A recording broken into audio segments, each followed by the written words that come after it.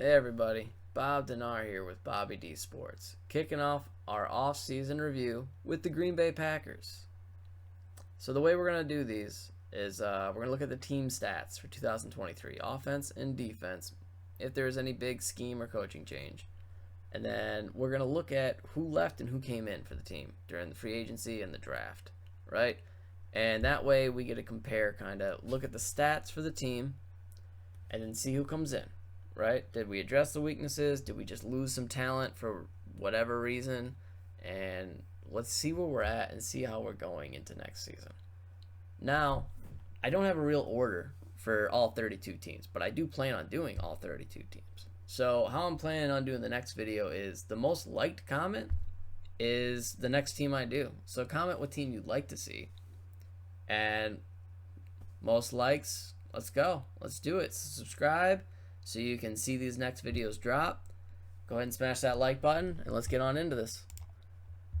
So looking at the stats, the way I compiled this, which would be, I took all of it from NFL.com or ESPN, and this is the total amount of yards, and this was the 11th most in the league, right?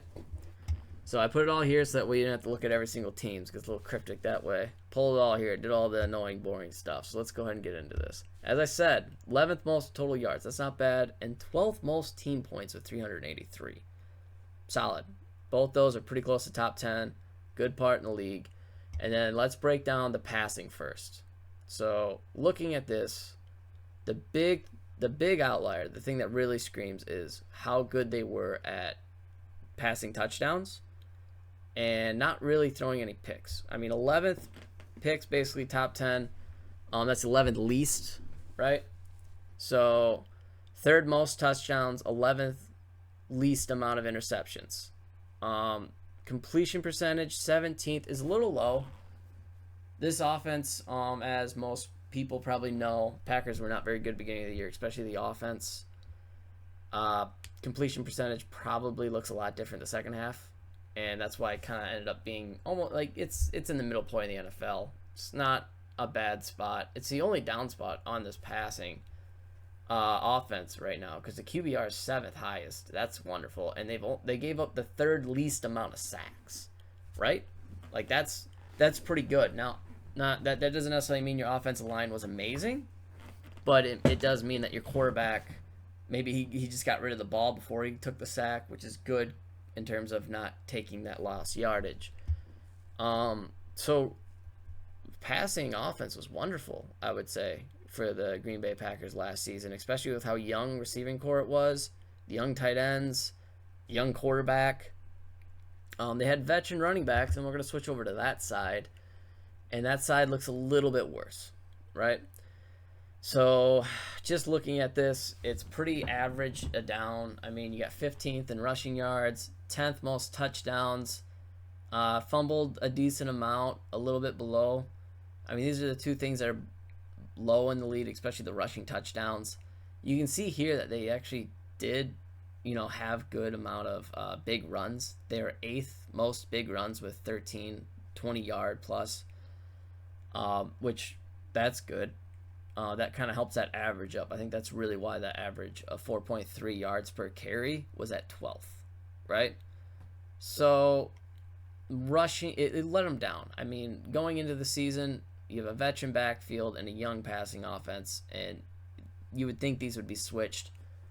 Wasn't the case. So I would say the running game kind of let down a little bit, but it wasn't bad. Middle of the pack. Passing was really good, and this stat down here, I have it big for a reason. That's a pretty impressive stat. You're completing a third down 47% of the time you're in that situation. 5th most in the NFL, right? Now that's a good stat to have. That alone says wonders about the play calling and the preparation of the team. For how young the Packers are, that's good. Let's go over to the defense now. Looking at the defensive stats, it's going to tell you a little bit different of a story. Not as good as the offense. So we're looking at 17th total yards in the league. They give up not that many points. So that is one really big positive with this team. They didn't give up a lot of points, and they didn't give up a lot of passing yards, right? They weren't getting beat deep, definitely. But when you go down this list, you see the completion percentage is middle of the pack. They did really good against touchdowns. They didn't get scored on touchdowns a lot passing, but they never got picks, right? 31st, second worst team in the league at getting interceptions. That's not a good sign. Also, QBR is really high.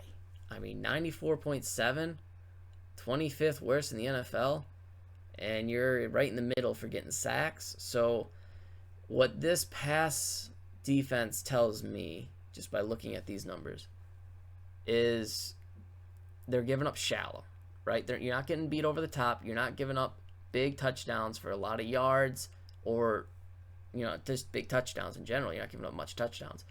But teams are able to pick you apart shallow, and you're not getting a crazy amount of pressure with just kind of halfway, average pressure. And then when you compare that alongside the running defense, that's kind of where the defense really struggles in my mind. 28th in yards allowed, 4.4 yards per carry, 23rd in the league, gave up 22nd most touchdowns, gave up, 16 big runs. That's 28th. That's bad, guys. Only caused 4 fumbles. That's how many fumbles they caused and recovered. 22nd. So they're not, between the interceptions and the fumbles, this defense just doesn't get turnovers. And then this is actually opposite of a good stat for the offensive side. This is a bad stat that I've highlighted. The third down rate was 41.1%. So 25th worst in the league. They gave up a lot of third downs, this defense. This defense, it really is bend not break. It's going to give up runs, and it's going to give up everything underneath, but you're not going over top of it. That's what this defense says statistically. As a Packer fan, I watch the games. I can tell you that's what happened. So this defense, I'm not saying it's a terrible defense. It would work really well if, let's go back to the offense for 1 second, if this was a top 10, top 5 offense all around. The passing here is good enough. The running has to be better, but pretty much this defense works if they can't run the ball. And you can't run the ball if you're down. So if they can't run the ball and they have to throw deep because they're trying to score quick, this defense is good. But generally speaking, that only works if you have a top 10, top 5 offense in the league that is just, it's clicking, it's moving, it's scoring, and you can't stop it, right? That wasn't the Green Bay Packers for most of the season. The end of the season, that was the Green Bay Packers, and that's what led to them to get to the playoffs. But realistically, that's a hard ask for a young team like this. With this defense that we see here, there was a big change, right? We had a new coach, new defensive coordinator, and the news is we're switching from a 3-4 defense to a 4-3. And I just got this here real quick. For you guys who don't know the difference between the two, 3-4 defense has 3 defensive linemen and 4 linebackers, right? So weak against the run, strong against the pass. That's what the Packers defense was. Why is this weak against the run? Well, there's less defensive linemen, so there's more holes for this offense to run through, right? And it's better in the pass because there's more linebackers behind, more people to cover. So switching over to a 4-3 defense, it's the exact opposite. This is the older, a little more traditional style defense, I would say. This is a little more new age because it's a passing league. They're switching to this. This is obviously, it's stronger against the run because there's more defensive linemen. You have 4 defensive linemen on the ground, and you have 3 linebackers off the ball, right? But that does mean there's less people in coverage, which is why it's weaker against the pass generally. I would say this is usually a more aggressive defense and usually leads more blitzing, but if you're not tentative like the Packers were, a 3-4 defense can get creative, and I'm sure there's plenty of great ones in the league as well as 4-3 defenses. It's a base. A lot of people play nickel anyways, but it's just something to consider that the passive defensive style is getting switched over to what is being told as a more aggressive style. And that's exciting. I like that. I like aggressive. It's fun to watch. So, defense wasn't too good. Offense wasn't bad. Passing was really good. Average run game. So that's where we're at for the team stats, just as a quick rundown for the Green Bay Packers. Let's go ahead and switch it over to who they lost and who they brought in. So switching over here, before I get into actually who we added, I did want to, this article is from PackersNews.com. I will post it down below if you want to read it. It's got great things, but it didn't cover who they cut. And there's some big cuts that the Packers did. So let's do those real quick here. The biggest one and the biggest heartbreak is Aaron Jones. Man, that guy is a leader. Great guy. Going over to Minnesota. Sad to see that, but running back, top running back gone from the Green Bay Packers. Another one is David Bakhtiari. Just couldn't get healthy. Tackle. Played one game, so I wouldn't say this is a big, like when you look at the stats. I mean, he only played one game last year. He didn't really contribute enough. It's a salary cap move. Sad to see his knee and his career take that path because he was on a Hall of Fame. I think he'll be a Packer Hall of Famer, but he was on a Hall of Fame trajectory before that knee injury. The other big cut was Devondre Campbell. He went over to San Francisco. He was a linebacker. He was our starting linebacker. A very good player for us the last couple of years. This one was kind of weird. It just felt like him and the coaches didn't see eye to eye, and he needed a change of scenery. It happens. It happens in jobs. It happens in everywhere in life. You just need out. You need a change of scenery, and away it goes. So they lost their starting linebacker, starting running back, and I mean he didn't start the whole season, but a tackle that was supposed to be starting. And then let's go over to who they added. We're going to do who they added and then who left in free agency. That's the order we'll go here just because that's kind of the order of the article. So to come in, we lost Aaron Jones, but we brought in Josh Jacobs. Really good running back, younger running back from the Raiders.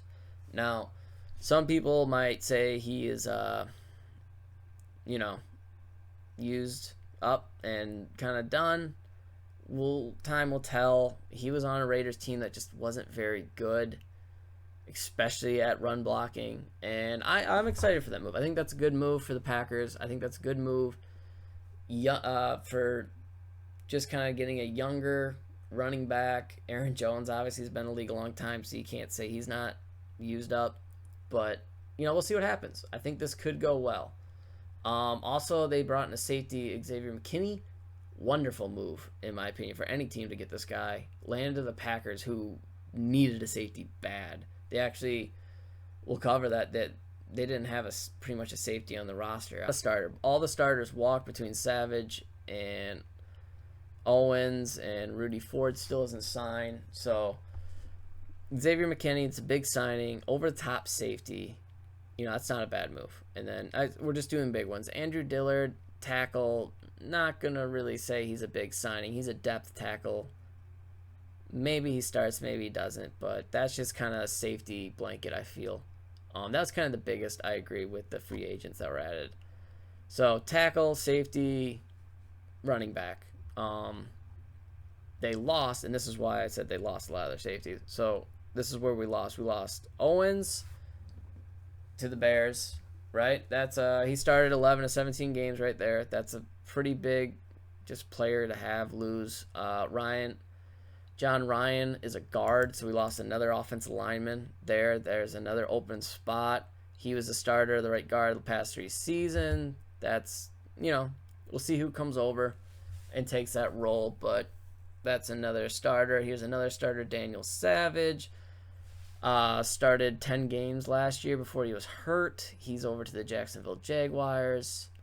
Josh Nijman, tackle, goes to the Carolina Panthers. Didn't really start. He was just but it's another tackle loss. That's more depth. We're looking at 2 tackles gone and a guard and 1 tackle brought in. Tight end, fullback gone, also the Jaguars.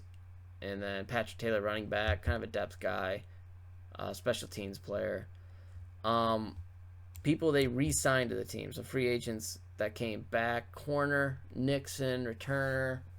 He started in the nickel. and he was an All-Pro kick returner. So that's good, smart bring back. A.J. Dillon started. He was the second running back behind Jones. So they retained him, which is good. He knows the system. He knows that. See how he does. I believe he signed on a pretty team-friendly deal, so there's no real... He was a second-round draft pick. Signs a low-risk deal to the Packers, so they don't have to feel they have to use him. They can go in a different direction. Valentine, corner. More of a depth guy. He did play quite a bit due to injuries. Tyler Davis, also depth tight end. Depth linebacker, corner, special teams kind of guys. But that's their free agency in a nutshell, guys. Looks like they lost a lot on the offensive line, and they lost a lot at safety. And we still haven't addressed the linebacker situation. You're switching to a different defense. Their defensive line will probably be set because those outside linebackers on a 3-4 come down, usually on a 4-3, so they're playing the D-end roles. And so they're probably set there. But linebacker right now is still looking a little thin. Safety's looking thin. And running back, I guess, is okay. I mean, they didn't have a lot of depth last year, and they had a lot of injuries. So let's switch over and look at the draft, see who they brought in, see what we need to add from there. And bringing in right now, tackle. It says offensive line. He's Packers like their versatility at offensive line. So they pick up a tackle out of Arizona, Morgan. We're not going to go too much into the details of how these players are and what they do, but he's a left tackle, played that in college. He has a high RAS score, also a very Packer move there.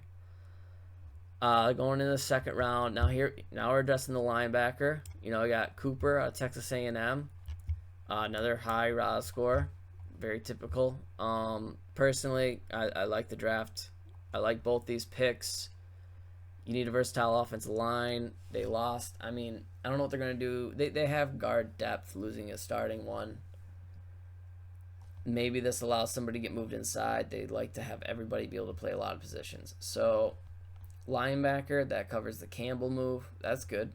We're going into a DB. I know that's a safety off the top of my head just because he's one of the best safeties in this draft. Actually, kind of a lower RAS score for the Packers, but a very talented individual out of Georgia. We're going to go look at that. Running back, that kind of addresses that other concern of if Jones is too beat up, now you got a pretty talented rookie running back out of USC, Lloyd. I think he was kind of actually underused a little bit at USC, and he hasn't, his full potential is yet to be unlocked. We'll see if the coaches can bring it out of him or not. Also, another 8.62, pretty good there for Raz. Now we got another linebacker out of Missouri, right? So now you can see here, we're switching to, they need box defenders, and they know that. They got to stop the run. They need people that can really run to play that linebacker role because you need very athletic linebackers. A little bit lower in this, but, he's more of your blitzing guy. Right there, 9.5 sacks and 10 pass breakups. The guy just flies around. So another linebacker in the third round. We got two linebackers, a safety, a running back, and a tackle. That's addressing the need. Another safety out of Oregon. That's addressing the needs that the team lost in free agency. Smart. You're packing this spot up with athletic young players. That just is the most Packer thing you can see. This team is probably going to be a lot younger. I believe they've already been said that they're the youngest team in the NFL again. Another offensive lineman. I know he's more of an interior guy, so that covers the guard loss. So essentially with free agency and draft, we need to recover and strengthen where we were weak at. They're really attacking the linebacker role, which would help a lot with the run game for defense, and the safety role, which they just lost a lot of their safeties. And so another safety at Oregon State. Look at that. Another high RAS. Very, very athletic box players, right? People that are going to fly around on the inside of the field. And they're going to be able to move around. They're going to be able to blitz. They're going to be able to attack. And they had a very bad turnover rate for a defense. So now you got to hope a lot of these guys can add to that. Sixth round, we got another tackle out of Georgia State. They lost a handful of tackles throughout free agency. They're just getting more depth here. Big boy, fourth round RAS score. I'm sure he's versatile. Quarterback out of Tulane. Now that's interesting. They did pick up Clifford last year in the 5th round. This is a 7th round pick, so this is just kind of your practice squad guy.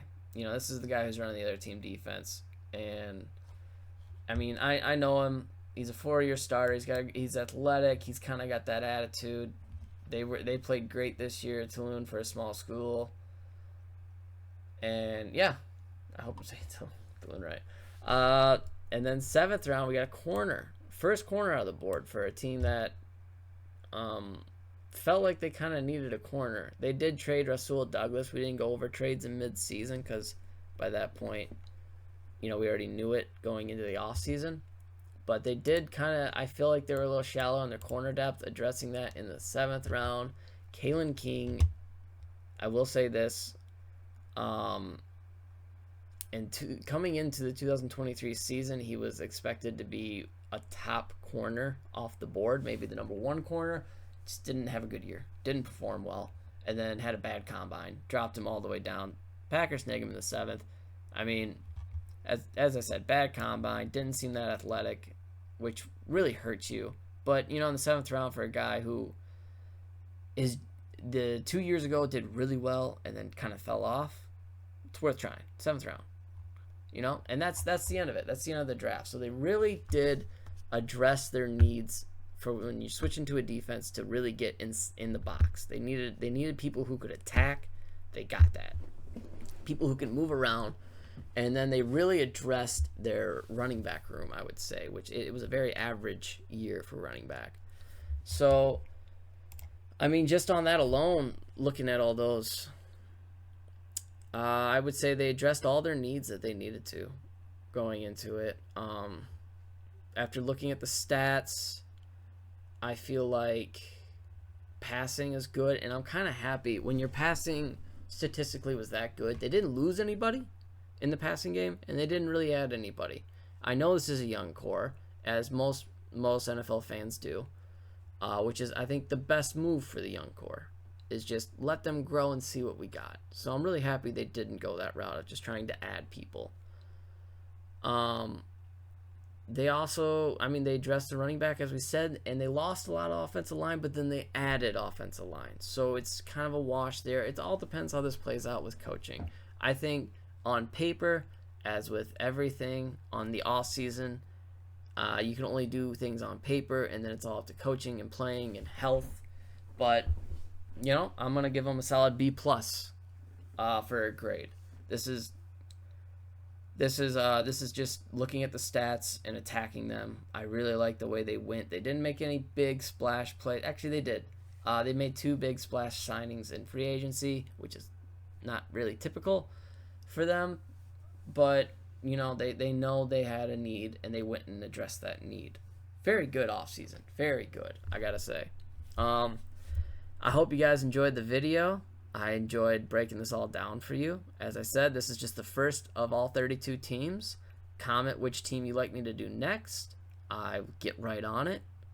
And I can't wait to do the next one, see what we got going on. I'm really excited to see, after I do all 32 teams, what team I like. That B+, maybe it moves around a little bit. We're gonna rank all these teams at the end and go through it. As of right now, I do like what the Packers did. They saw their weaknesses and they addressed those weaknesses. And hopefully it works out. We'll find out come September. All right? Everybody have a good day. See ya.